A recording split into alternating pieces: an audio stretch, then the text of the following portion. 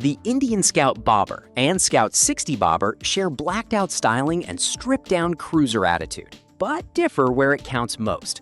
The Scout Bobber brings stronger performance and a higher price tag, while the Scout 60 offers a more accessible entry point. Which one fits your ride?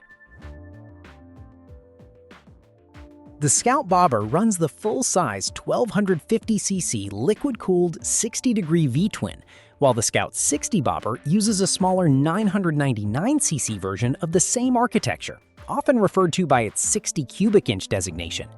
Both share bore and stroke lineage, but the Scout Bobber's larger 104mm bore versus the 60's 93mm bore is the core differentiator, while both engines share an identical 73.6mm stroke. Compression ratios differ too, 12.5 to 1 on the Scout Bobber against 11.0 to 1 on the 60, reflecting the bigger bike's higher state of tune, and its larger 60mm fuel injection throttle bore versus the 60's 54mm bore. For riders who care about raw displacement bragging rights, the Scout Bobber wins outright. But the 60's smaller engine isn't a weak point so much as a different calibration aimed at smoother, more forgiving delivery for riders still building confidence on a V-twin.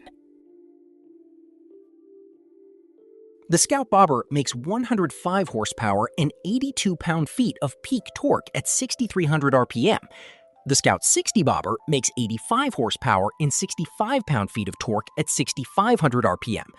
That's a 20 horsepower and 17 pound-foot gap in the Scout Bobber's favor, and it's worth noting the 60's torque peak arrives 200 RPM later, meaning riders have to rev it slightly harder to access its ceiling.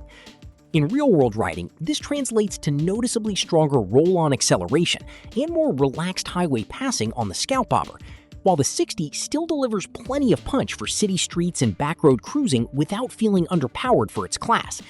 Neither engine feels breathless, but the gap becomes most obvious on interstate on-ramps and two-up riding, where the extra displacement pays off. Passing maneuvers on two-lane highways also highlight the difference, since the Scout Bobber can climb through the mid-range without a downshift, while the 60 often needs one to maintain momentum. Both bikes route power through a wet multi-plate clutch, but the gearboxes differ in ratio count and spread. The Scout Bobber uses a 6-speed transmission with tighter, closer-spaced ratios, from 2.769 to 1 in first down to 0.966 to 1 in sixth, suited to its higher revving, higher output engine. The Scout 60 Bobber uses a 5-speed transmission with notably taller first-gear ratios, starting at a steep 10.549 to 1, designed to make the smaller engine feel responsive off the line and forgiving for riders still learning clutch control. Both share an identical 2.276 to 1 final drive ratio. Neither transmission feels out of place on its respective bike, but the Scout Bobber's extra gear gives it more flexibility for sustained highway cruising at lower RPM, reducing engine drone on longer rides. The Scout Bobber tips the scales at 522 pounds dry and 542 pounds in running order, while the Scout 60 Bobber comes in slightly lighter at 516 pounds dry and 536 pounds ready to ride, just a 6-pound difference. Both bikes also share an identical GVWR of 988 pounds, so payload capacity for rider, passenger, and gear works out roughly the same on paper. Because that weight gap is minimal, but the horsepower gap is significant, the Scout Bobber holds a clear advantage in power-to-weight ratio. Riders will feel this most under hard acceleration and when carrying a passenger, where the bigger engine simply has less mass to move per horsepower produced.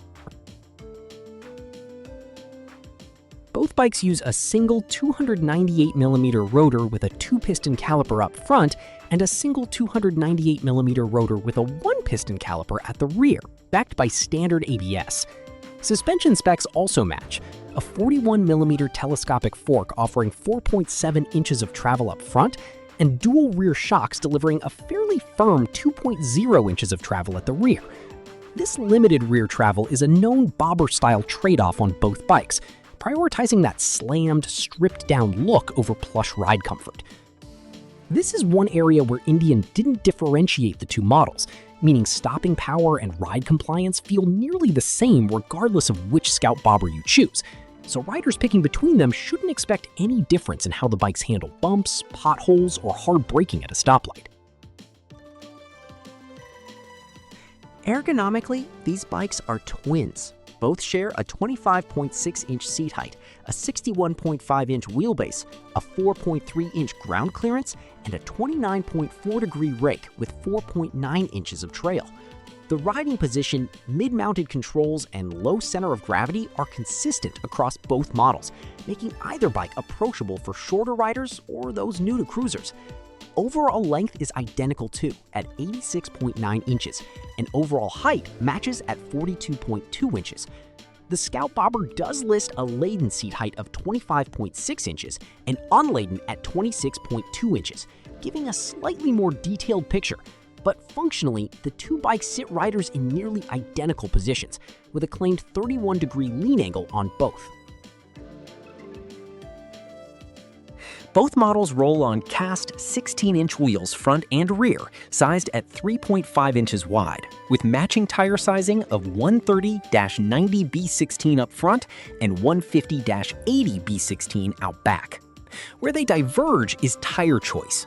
The Scout Bobber wears Pirelli MT60 RS rubber, a dual sport-inspired tire with a more aggressive block pattern tread, while the Scout 60 Bobber wears Pirelli Night Dragon tires, a purpose-built cruiser tire with a smoother, rounder profile, better suited to consistent pavement grip. Overall width also differs, 36.6 inches for the Scout Bobber versus 33.7 inches for the 60, a byproduct of the tire and wheel package rather than the frame itself, and something riders splitting lanes or navigating tight garages may want to factor in. The standard Scout Bobber runs simpler analog-style instrumentation, while the Ride Command touchscreen, GPS navigation, Bluetooth connectivity, and Ride Command Plus features are reserved for the pricier Limited Plus Tech trim. The Scout 60 Bobber sticks to a simpler analog-leaning digital display, covering speed, tachometer, and trip odometer, with basic fuel and temperature warning lights, no touchscreen option. The Scout 60 lineup starts at $9,999, positioning the 60 Bobber as Indian's most accessible cruiser entry point. The standard Scout lineup, which includes the full displacement Scout Bobber, starts at $12,999. That roughly $3,000 gap buys the extra displacement, horsepower, 6th gear, and digital gauge cluster. Both bikes carry Indian's standard 2-year unlimited mileage factory warranty, so long-term ownership costs and coverage are equal regardless of which one buyers choose. For budget-conscious buyers or newer riders, the 60 Bobber delivers most of the Bobber experience, matching brakes, suspension, seat height, and styling for meaningfully less money, while the Scout Bobber justifies its premium with genuinely stronger performance rather than just badge differences. Choosing between these two comes down to priorities rather than outright quality, since both share identical brakes, suspension, seat height, wheelbase, and blacked-out styling. Riders who want maximum torque, a 6-speed gearbox, and a fuller digital display should lean toward the Scout Bobber and its 1250cc engine, especially if highway miles or two-up riding are part of the plan. Riders prioritizing a lower price point, lighter power delivery, and a friendlier learning curve will find the Scout 60 Bobber delivers nearly the same Bobber experience for roughly $3,000 less, making it the stronger value pick for newer riders entering the cruiser segment. Either way, buyers get the same low-slung stance, chopped fenders, and blacked-out finish that define the Scout Bobber family. The real decision is simply how much engine and how much budget each rider wants underneath it.